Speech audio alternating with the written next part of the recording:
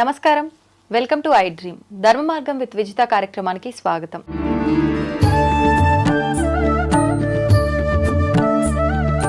కార్తీక మాసం ఆఖరి రోజులకి వచ్చేసాము. ముఖ్యంగా శివుడికి కార్తీక మాసం అంటే ఎంత ప్రీతికరమో అదే విధంగా మాస శివరాత్రి అంటే కూడా అంతే ప్రీతికరం. అయితే ప్రతి నెలలో వచ్చే ఈ మాస శివరాత్రి కన్నా కూడా కార్తీక మాసంలో వచ్చే మాస శివరాత్రికి చాలా ప్రత్యేకమైన విధి విధానాలు ఆచరిస్తే కనుక మంచి ఫలితాలను పొందే అవకాశం ఉంటుంది. అయితే నిజంగా ఆ రోజు ఆచరించాల్సిన విధి విధానాలేంటి? శివుడు అభిషేక ప్రియుడు అని చెప్పి అంటూ ఉంటాము. నిజంగా ఆ రోజున ఎటువంటి ద్రవ్యాలతో శివుడికి అభిషేకం చేస్తే బాగుంటుంది? ఇలాంటి మంచి మంచి విషయాలు ఇప్పుడు గురుగారితో మాట్లాడి తెలుసుకుందాం. ప్రస్తుతం మనతో పాటు ఉన్నారు ప్రముఖ జ్యోతిష పండితులు నందిబట్ల శ్రీహరి శర్మ గారు. ఇప్పుడు వారితో మాట్లాడేద్దాం. నమస్కారం గురుగారు. వాగర్థావివ సంపృక్తౌ వాగర్థ ప్రతిపత్తయే జగతః పితరౌ వందే పార్వతీ పరమేశ్వరౌ. ఆదిత్యాయ చ సోమాయ మంగళాయ బుధాయ చ గురు శుక్ర శనిభ్యశ్చ రాహవే కేతవే నమః. శృంగేరి జగద్గురు పీఠాధిపతులకి కంచి పీఠాధిపతులకి నమస్కారములు తెలియజేసుకుంటూ కార్యక్రమాన్ని ప్రారంభిద్దాం. గురుగారు, మాస శివరాత్రి అంటేనే చాలా ప్రత్యేకమైనది. కానీ ముఖ్యంగా ఇప్పుడు అంటే శివుడికి చాలా ప్రీతికరమైనదిగా మనం చెప్పుకుంటాం. అయితే ఆ రోజు మనం ఆయనని ఏ రకంగా గనక ఆరాధిస్తే బాగుంటుంది? శివుడు అభిషేక ప్రియుడు అంటుంటాము. అయితే ఎటువంటి ద్రవ్యాలతో అభిషేకం చేస్తే బాగుంటుంది? ఇలాంటి విషయాలన్నీ కూడా తెలియజేయండి. తప్పకుండానమ్మా. ముఖ్యంగా ప్రతి నెలలో కూడా మాస శివరాత్రి అనేటువంటిది ఉంటుంది. అంటే మాఘమాసంలో ఉన్నటువంటి మాస శివరాత్రి మనకు మహాశివరాత్రి అయితే అంతటి పర్వదినానికి సమానమైన చతుర్దశి తిథి అనేటువంటిది సంధ్యాకాలానికి ఉండాలి. అది మాస శివరాత్రిగా చెప్పబడి ఉంటుంది. కాబట్టి ఈ యొక్క మాస శివరాత్రి ఉదయం పూట త్రయోదశి తిథి ఉంది. 10:18 వరకు స్వాతి నక్షత్రం ఉంది. తదనంతరం విశాఖ నక్షత్రం. విశాఖ నక్షత్రంలో మాస శివరాత్రి రావడం అనేటువంటిది చాలా పర్వదినం. త్రయోదశి తిథి స్వాతి నక్షత్రం కలిసి ఉండడం ఇంకా విశిష్టతం. ఎందుకంటారా? వీక్షించేటువంటి ఐ డ్రీమ్ ప్రేక్షకులు కూడా గమనించాల్సింది ఏంటంటే ఈ యొక్క భూమిలో సమస్త ప్రాణికోటికి ఆధారభూతమైంది ఏంటమ్మా? వాయువు. కాబట్టి ఈ వాయువు జలచరాలకి, క్షీరదాలకి, మానవులకి, పశుపక్షాదులకి, జంతువులకి శ్వాస. ఈ శ్వాస అనగా మన శరీరంలో వాయువు ఉంటేనే ప్రాణం ఉంటుంది. ఒక్కసారి వాయువు వెళ్ళిపోతే వాయువుని అంటిపెట్టుకొని మిగతా పంచభూతాల్లో మిగిలిన 4 భూతాలు అన్నీ వెళ్ళిపోతాయి. కాబట్టి వాయువే ప్రధానం. అటువంటి వాయుదేవత అధిపతిగా ఉన్న నక్షత్రం స్వాతి నక్షత్రం. అందుకనే ఓం స్వాతి నక్షత్రానికి ఏ విధంగా ఉంటుంది? ఓం వాయుర్నక్షత్రమభ్యే చిత్రం అని ఉంటుంది. అంటే ఏంటి? ఆ నక్షత్రానికి అధిపతి వాయువు. కాబట్టి ఆ రోజున మనము ఈశ్వరుని గనక ఆరాధన చేసినట్లయితే, ఎందుకు త్రయోదశి తిథి కూడా ఉంది కాబట్టి ఉదయం కాలానికి త్రయోదశి తిథికి అధిపతి ఎవరు? రుద్రుడు. కాబట్టి ఎవరైతే ఈ కార్తీక మాసం అంతా నెల రోజుల పాటు చేయలేకపోయాం, ముఖ్యంగా స్త్రీలకి కూడానమ్మా. ఎందుకనంటే సహజంగా వాళ్ళకు వచ్చేటువంటి ప్రకృతి ధర్మ నియమాల ప్రకారం 4 రోజులు వాళ్ళు పూజకి అర్హులు కారు. 5వ రోజు నుంచి పూజార్హత. అంటే ఈ నెల రోజులలో 4 రోజులు మిస్ అయిపోయి ఉంటారు కదా వాళ్ళు.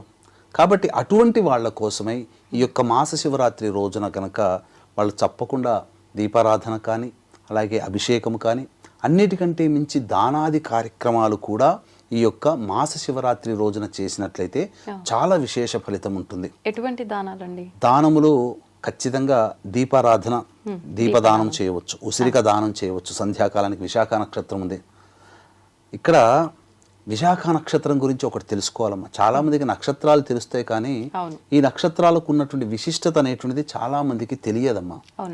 అందుకనే ఉన్నటువంటి 27 నక్షత్రాల్లో మణిపూస లాంటిది ఈ విశాఖ నక్షత్రం.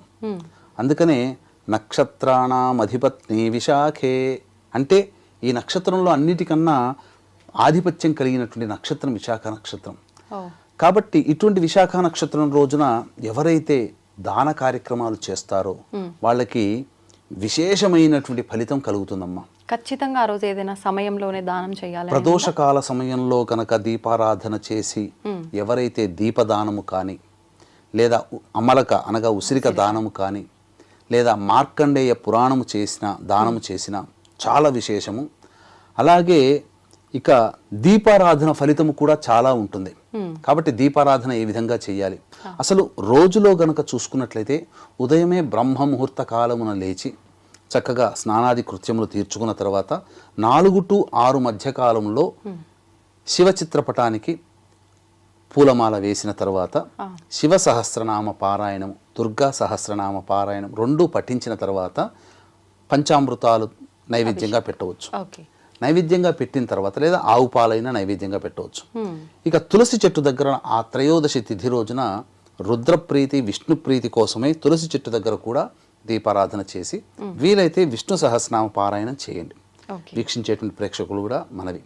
ఇక ఆ మాస శివరాత్రి రోజున సాయంకాలం 5:36-5:30 మధ్యకాలంలో ప్రదోషకాలం ప్రారంభమవుతుంది. కాబట్టి ఈ ప్రదోష కాలములో ఎటువంటి నియమాలు పాటించాలి అని అనుకుంటే 4 గంటలకల్లా కాలకృత్యాదులు స్నానం ఆచరించుకొని చక్కగా దేవాలయానికి చేరుకొని ఆ దేవాలయంలో ప్రదోషకాల సమయంలో ఈశ్వరుని అర్చన శివలింగం దగ్గర అర్చన చేయించుకోవాలమ్మా. మారేడు దళాలతో కానీ, నందివర్ధన పుష్పాలతో కానీ, గన్నేరు పుష్పాలతో కానీ, ఏదైనా కానీ మల్లె పుష్పాలతో కానీ, లేదా 8 రకాలైనటువంటి పుష్పములతో ఆ స్వామికి అర్చన జరిపించుకోవాలి. జరిపించుకున్న తర్వాత ఇక ఆ అర్చన తదనంతరం బయటికి వచ్చి దీపారాధన ఇచ్చినట్లయితే, దీపారాధన అంటే చాలామంది 720 ఒత్తుల్ని చేసుకోలేకపోయి ఉంటారు. ఇక చాలామంది మహిళలు కార్తీక పౌర్ణమి ముందు వచ్చే చతుర్దశి రోజున ఇలా అనేక ఆర్ద్ర నక్షత్రం ఉన్న రోజున చక్కగా దీపారాధన చేసుకున్నారు. మళ్ళీ ఇప్పుడు 720 ఒత్తులు దీపారాధన చేయవచ్చు, తప్పు లేదమ్మా. దానాది కార్యక్రమాలు కూడా చేయవచ్చు. మార్కండేయ పురాణం దానం చేస్తే వాజపేయి యాగం చేసిన పుణ్య ఫలితం దక్కుతుంది. అలాగే ఉసిరికా దానము, సాలగ్రామ దానం కూడా చేయవచ్చునమ్మా. చాలా విశేషం అమ్మా సాలగ్రామ దానం. తర్వాత అవకాశం ఉంటే ఇప్పుడు నేను మొన్న మురుడేశ్వర్ వెళ్ళడం జరిగింది. అక్కడ ఆ సందర్భంలో ఒక మంచి విషయం తెలిసిందమ్మా. ఎందుకనంటే చాలామందికి హారతులు ఇవ్వడం అనేటువంటిది ఈశ్వరునికి ఇంట్లో భక్తిగా చేసుకుంటారు. ఈ హారతికి సంబంధించినవి చాలా ఖర్చు వెచ్చించి కొన్ని కొనుక్కుంటారు. ఏది నంది హారతి, బిల్వ హారతి, సర్పహారతి, అలాగే నక్షత్ర హారతి, పంచహారతి ఇలా ఇస్తారు. అయితే ఇవన్నీ కూడా ఖర్చుతో కూడుకున్నవి. కాస్త డబ్బున్న వాళ్ళు కొనుక్కొని వాళ్ళ కోరికకు తగ్గట్టుగా ఆరాధన చేసుకోవడం. కానీ అందరికీ అంత డబ్బు ఉండదు కదమ్మా.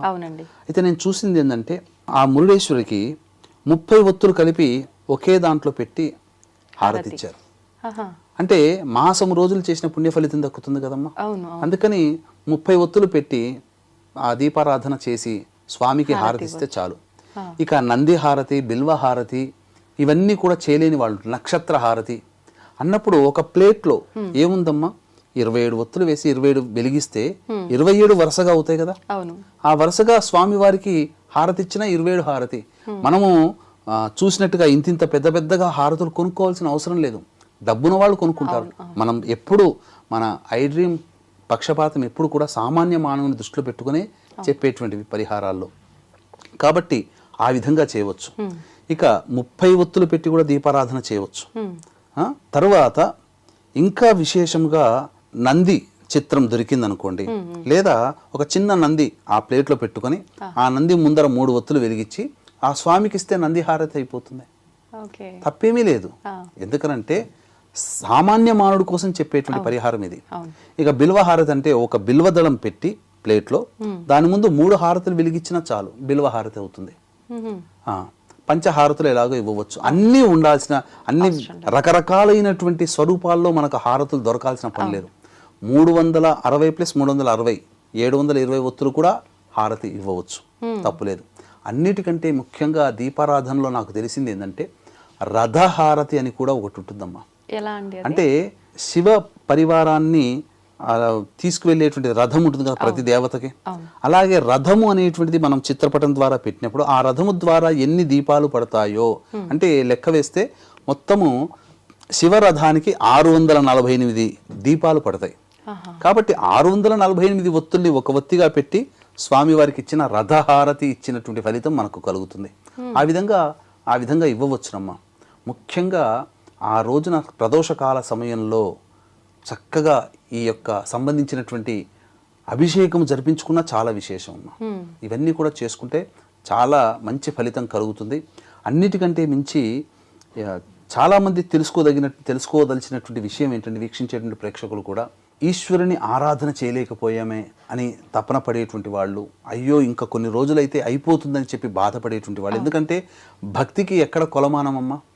కాబట్టి ఇప్పటి వరకు ఈశ్వర అభిషేకం కానీ చేయలేని వాళ్ళు ఉంటారు కదా, మాస శివరాత్రి రోజున అభిషేకం చేసుకుంటే చాలమ్మా. కనీసం శివానుగ్రహము పొందడానికి ఇంకా కార్తీక మాసంలో ఒక్కరోజైనా నేను అభిషేకం నిర్వహించుకున్నాను అనే ఒక తృప్తి ఈశ్వరానుగ్రహం కంటే ఎక్కువ ఏది కాదు. తల్లిదండ్రులు ఎంతటి దైవతా స్వరూపంలో, ఈ జగత్తుకే తల్లిదండ్రులు లాంటి వాళ్ళు పార్వతీ పరమేశ్వరులు. వారి కోసం కేటాయించుకోవడానికి ఒక్కరోజు దొరికినా చాలమ్మా, మన జన్మ ధన్యమైనట్టే. ఆ రోజున మాస శివరాత్రి రోజున 29వ తారీఖు రోజున ఈ విధంగా చేయవచ్చు. అయితే వివిధ సమస్యలతో బాధపడేటువంటి వాళ్ళు ప్రదోషకాల సమయంలో, అనగా ఈ ప్రదోషకాలం కంటే కొద్ది ముందు సమయం, అనగా 4 గంటల నుంచి ప్రదోషకాలం అయిపోయేంత వరకు ఎటువంటి ద్రవ్యములతో అభిషేకం చేసుకుంటే విశేష ఫలితం ఉంటుంది అనే విషయాల గురించి తెలుసుకుందాం. ముఖ్యంగా సమస్యలు ఉన్నవాళ్ళు, విద్య, వివాహము, ఉద్యోగము, దాంపత్యము, ఈ సంబంధించినటువంటి ధనపరమైనటువంటి సమస్యలు ఉన్నవాళ్ళు ఏ విధంగా చేసుకోవాలనుకున్నప్పుడు కొన్ని హోరలు అనేటువంటి మనకు ప్రధానమమ్మ. ఆ హోరల్లో ఆయా సంబంధమైనటువంటి సమస్యలు ఉన్నవాళ్ళు పరిహారాలు పాటించుకోవాలి. వీక్షించేటువంటి ప్రేక్షకులకి గమనిక, ఈ యొక్క పోలి స్వర్గము పొందినటువంటి రోజు పోలి పాడ్యమి. ఆ రోజున జాతకరీత్యా విద్య, వివాహ, ఉద్యోగ, దాంపత్య, సంతాన, అనారోగ్య సమస్యల నివారణకి మరియు వృషభ, మిథున, కర్కాటక, సింహతుల, వృశ్చిక, మకర, కుంభమీన రాశిలో జన్మించిన వారికి శనిదోష పరిహారార్థమై సర్వదోష నివారణ పూజలు, హోమాలు పర్హేటు 1500 రూపాయలకి గోకర్ణ క్షేత్రంలో కార్యక్రమాలు చేయించడం జరుగుతుంది. అవకాశం ఉన్నవాళ్ళు కార్యక్రమ తదనంతరం కాంటాక్ట్ చేసి మీ గోత్రనామాలు నమోదు చేసుకోవచ్చు. ఇక శుక్రవారం రోజునమ్మ మనం గమనించుకున్నట్లయితే ప్రదోషకాల సమయం అనేటువంటి దాంట్లో అర్చన చేసుకోవాలని చెప్పాం. ఉదయం పూట ఏ విధంగా చేసుకోవాలి? 6 గంటల 18 నిమిషాల నుంచి 7 గంటల 18 నిమిషాల వరకు శుక్రహోర. కాబట్టి వివాహ సమస్యలు, దాంపత్య సమస్యలతో బాధపడే వాళ్ళు పటిక బెల్లం పొడిని నీటిలో వేసి ఆ నీటితో అభిషేకం చేసుకోవాలి. తర్వాత వ్యాపార సంబంధంగా, ధనపరమైనటువంటివి, బుద్ధిపరమైనట్టుగా, విద్యాపరంగా ఉన్నటువంటి సమస్యలు ఎదుర్కొనే వాళ్ళు ఆ యొక్క ఈశ్వరుడికి తేనెతో అభిషేకం చేసుకోవాలి. అలాగే మానసికంగా వివిధ రకాలతో ఇబ్బందులు పడేటువంటి వాళ్ళు, చికాకుగా ఉన్నవాళ్ళు, ప్రశాంతత లేని వాళ్ళు ఆవు పాలతో అభిషేకము 8 గంటల 18 నిమిషాల నుంచి 9 గంటల 18 నిమిషాల మధ్య కాలంలో, అనగా ఇక్కడ 9 గంటల 18 నిమిషాల నుంచి 10 గంటల 18 నిమిషాల మధ్య కాలంలో శనిహోర ఉంటుంది. కాబట్టి నవగ్రహాల చుట్టూ శివాయ నమః అంటూ 27 ప్రదక్షిణలు చేసి 9 గంటల 18 నుంచి 10 గంటల 18 నిమిషాల మధ్య కాలంలో శనికి తైలాభిషేకం జరిపించి అర్చన చేసుకుంటే శని దోషం తొలగిపోతుంది. ఇక తరువాత ముఖ్యంగా 10 గంటల 18 నిమిషాల నుంచి 11 గంటల 18 నిమిషాల మధ్య కాలంలో ఈ యొక్క గురుహోర ఉంటుందమ్మా. ఈ గురుహోరలో దత్త కవచం పారాయణం చేసి ఆ యొక్క ఈశ్వరుడికి అర్చన, మానసికంగా అర్చన చేసుకున్నట్లయితే, తప్పకుండా మీ మనస్సే అక్కడ అర్చన చేస్తున్నట్టుగా భావన చేసుకున్నట్లయితే విశేషముగా ఆ యొక్క ఈశ్వరానుగ్రహం కలిగి సమస్యలన్నీ కూడాను తొలగిపోతాయని చెప్పవచ్చమ్మా. ఆ రోజున ఉపవాసం ఏమైనా ఉండాలా గురుగారు? వీలైతే ఉండదలిస్తే ఉపవాసం ఉండవచ్చు.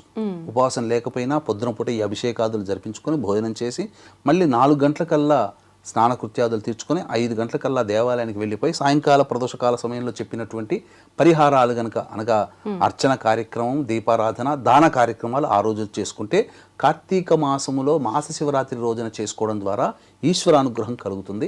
స్వాతి నక్షత్రము, విశాఖ నక్షత్రం కలయిక ఉన్నటువంటి రోజమ్మ ఆ రోజు చాలా విశేషంగా చెప్పవచ్చు. ఇప్పుడు ఎవరికి ఇబ్బంది ఉంటే వాళ్ళే చేయాలి. ఇప్పుడు విద్య అన్నారు అంటే పిల్లలే దానికి సంబంధించిన హోరాలు వాళ్ళే చేయాలా, వాళ్ళ పేరెంట్స్ చేయొచ్చు? పిల్లలకి బదులు తల్లిదండ్రులు చేసిన ఆ ఫలితం పిల్లలకే వస్తుందమ్మా. ఇప్పుడు విదేశాలలో ఎవరైనా పిల్లలు ఉంటారు, వాళ్ళ వివాహం గురించి అంటే అక్కడ చేసుకోవచ్చు. వాళ్ళు చేసుకోవాలంటే ఈ సమయాలకు అక్కడ వాళ్ళతో వాళ్ళ సమయాన్ని బట్టి హోరల్లో చేసుకోవాలమ్మా. కాబట్టి ఇక్కడ చేసినా అదే ఫలితం, తల్లిదండ్రులు ఇక్కడ చేసినా అదే ఫలితం అమ్మా.